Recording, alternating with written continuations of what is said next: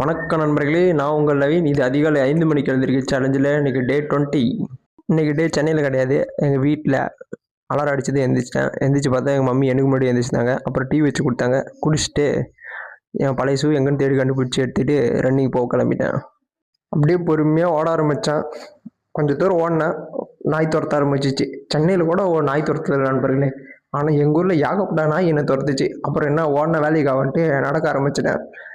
சென்னையில் தான் பில்டிங்காக இருக்கும். எங்கள் ஊர் சுற்றி பார்த்தா பில்டிங் மாரி வெறும் மலையாக தான் இருக்கும். அப்படி பார்த்தா வெறும் மலை தான், சும்மா வேறு லெவலில் இருக்கும் நம்ம ஊர். இதுதான் சுகமா, கடவுளின் வரமா, கண்களின் கண்ணீர் தாலாட்டுமா.